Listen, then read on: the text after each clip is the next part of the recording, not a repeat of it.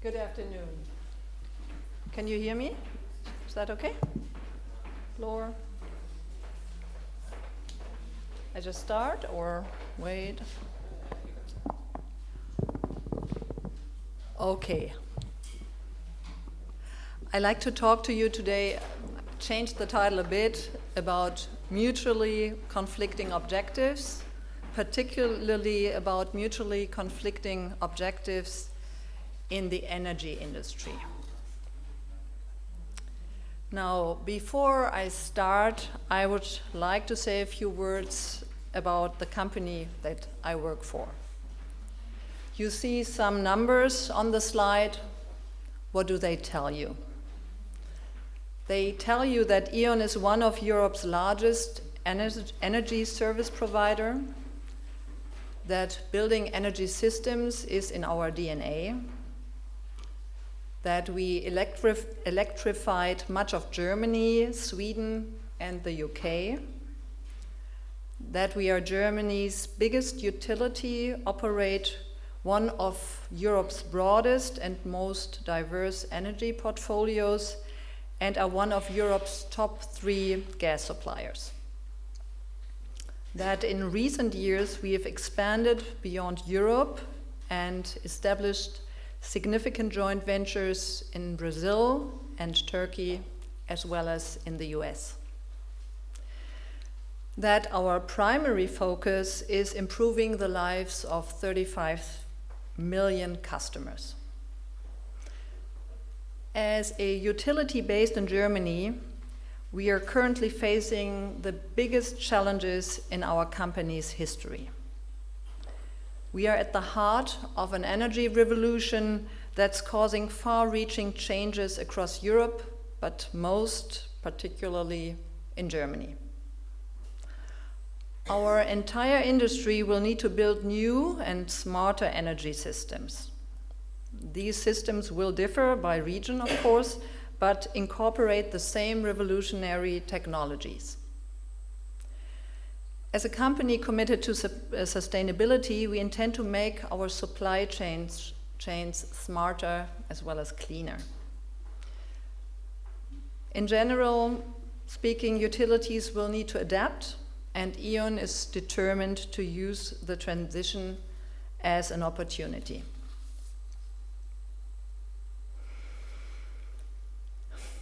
As most of you know, Germany has embarked on an unprecedented energy experiment. In many ways, Germany has become the world's laboratory for transforming energy systems. The Energiewende, as we call it, and you probably heard that term before, which began early this century, is Germany's ambitious policy to phase out nuclear power and decarbonize its energy system. The Energiewende first caught the world's attention following the German government's decision to accelerate its phase out of nuclear power in the aftermath of the Fukushima catastrophe. This involved shutting down 8 nuclear power stations practically overnight, a decision that would have significant repercussions. But the nuclear phase-out is in reality only a sideshow. The real significance of the Energiewende is the rapid increase in renewable capacity, primarily onshore wind and solar power, and the impact this has had on the German energy system, both good and bad. Renewables, for now, cannot replace conventional capacity as a baseload provider. As the nuclear phase-out proceeds, less expensive coal, rather than cleaner burning gas, has become the fuel of choice. Today, coal provides almost half of Germany's power. So, what has the Energiewende achieved so far? The Energiewende is currently struggling to achieve its purpose. carbon emissions are on the rise. Declining wholesale power prices have created a situation in which efficient gas-fired power plants are crowded out by coal and lignite fire plants. Wind and solar feed-in has a big impact on German load curve. Grid operators must take significantly more interventions to stabilize the grid. The cost of the Energiewende is significant. Subsidies have increased from 300 million euros in 1998 to 20 billion euros for 2013. Now, this rather quick overview of the Energiewende and where E.ON stands leads me to my next topic, which is the role of sustainability management in this rather difficult situation. Now, sustainability management, in our case, and I'm sure all other sustainability managers will agree, is basically about ensuring a company's long-term business success. But sustainability management does not make business decisions. Our role is that of a consultant to top management. We import stakeholder expectations into the organization and help minimize those aspects of our business that are obviously not sustainable. By doing this, we are mitigating risks and opening windows to new opportunities. In our business, we face a number of mutually conflicting objectives, and I elaborated on those on my previous slides.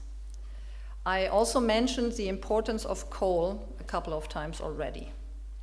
Now, coal-fired power plants are obviously not sustainable when it comes to reducing carbon emissions, but they still play an important role in today's energy supply, especially now with the Energiewende. This brings me to another set of mutually conflicting objectives: the coal supply chain. Our trading subsidiary, which is called E.ON Global Commodities, needs multiple suppliers in order to trade profitably. At the very least, they don't want to be limited to a small number of suppliers. E.ON has policies in place to ensure that we act responsibly. Now, the media, unions, NGOs, and members of the general public have accused some mining companies of engaging in non-ethical business practices. Naturally, they have made their accusations known to us, E.ON, and other companies that buy a lot of coal. Although a multinational utility like E.ON is indeed a big player, I bragged about that in my introduction, it's important to keep things in perspective. Now, I don't want to bore you with big numbers. I will use this graph, which looks to me a bit like a Russian matryoshka because it's boxes and boxes, to illustrate what I'm talking about. E.ON's coal purchases are only the tiny box in the already small box that represents the EU coal trade. So the red box is not E.ON, it's all of EU coal trade, and even though we are a big player, we are the even tinier box in this little red box. This means that we have to adopt collaborative approaches if we want to make a difference in the global coal chain supply, in the global coal supply chain.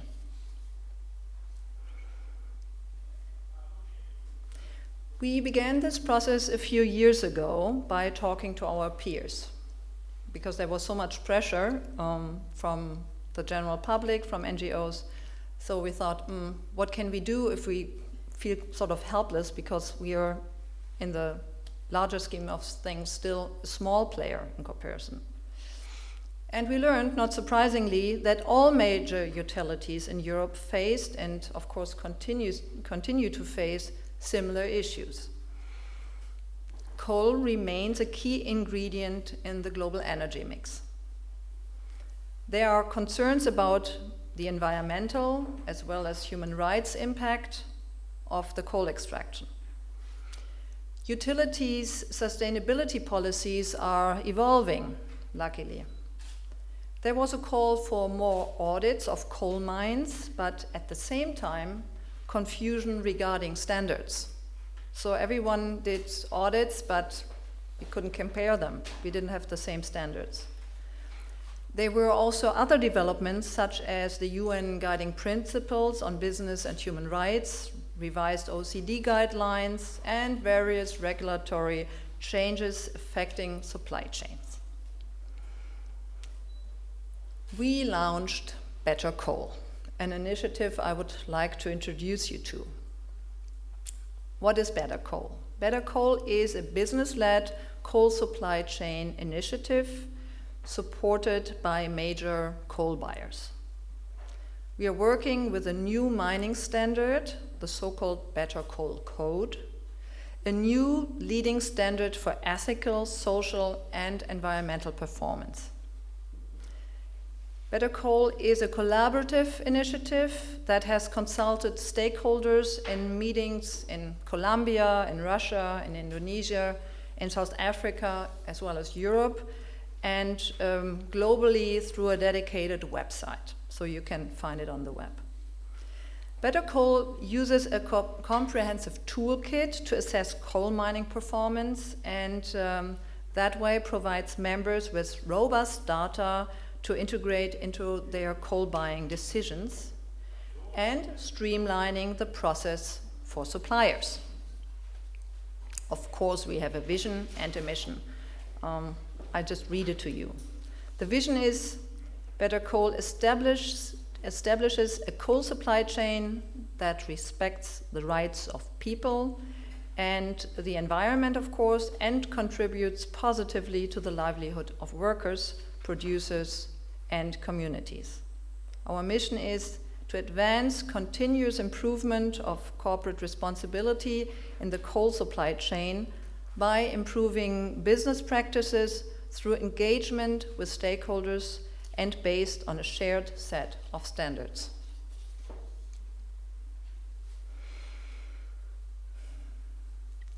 Europe's 7 major utilities are the founding members of Better Coal, among them EON, and Better Coal aims to increase its membership, but also to become more regionally diversified. Several global companies, including utilities, but also coal-consuming industries such as cement and steel, have expressed interest in joining Better Coal. So we don't want this to be an exclusive club of utilities, but those who use coal, who buy coal, should join. Again, the key elements of Better Coal. The initial focus is on mine-level performance. It's about continuous improvement, so it's definitely long-term. It's a common standard, so that when we do audits, we can compare. It's a common assessment methodology. It's shared assessments. And of course, it's a global initiative. It's not short-termism. Let's get into detail here. It took about 3 years to get the initiative up and running. It's located in the UK, in London. With the help of multi-stakeholders such as unions, environmentalists, the Ruggie Institute, and others, we developed the Better Coal Code. The code sets standards for coal mines' ethical, environmental, and social performance. The Better Coal Code is basis for assessments, of which there are 2 kinds. There's the self-assessment conducted by the mining operators themselves, and on-site assessments by independent auditors. So it's not us, E.ON, going there, but independent auditors, so that we really can compare and make sure that it's all transparent. The results of these assessments are placed in a database that is used by Better Coal members, and the ultimate goal is supplier development. Better Coal's intention is continuous improvement. That's the goal, that's the setup of Better Coal. Now, where do we stand now, after 3 years, getting the thing up and running? We still face a number of mutually conflicting objectives and interests. So far, Better Coal has conducted only one audit, which was in Colombia in spring this year. Mining companies have been very reluctant to cooperate so far. Better Coal members need to put more pressure on the coal suppliers, but their coal trading affiliates are not always happy to do so, also at my company. Some NGOs have criticized Better Coal for a lack of transparency. Better Coal will have to develop more carrots and much more sticks in order to make a real difference. We are on a quite steep learning curve and need to overcome a number of obstacles and achieve a balance between mutually conflicting objectives in order to make Better Coal a lasting success rather than a toothless tiger. I wanted to give you an idea of what sustainability management means to a German-based multinational energy provider. E.ON has to reconcile many mutually conflicting objectives. Sorry, it's a picture. It's our responsibility to find sustainable solutions to those we face within our company, of course. But even though E.ON is a big company, we are not big enough to resolve mutually conflicting objectives faced by our industry on global level. We have to bridge them. Decarbonization on the one hand, while balancing the grid with conventional plants for the time being on the other. When burning coal, we need to source it. To ensure that the energy industry has an abundant supply for economically priced coal, while simultaneously helping to make the coal supply chain progressively cleaner, we need to take a collaborative approach, both within our own industry and with our many stakeholders. And this collaborative approach led to the collaboration within Better Coal. End of my presentation. Thank you so much. Yes.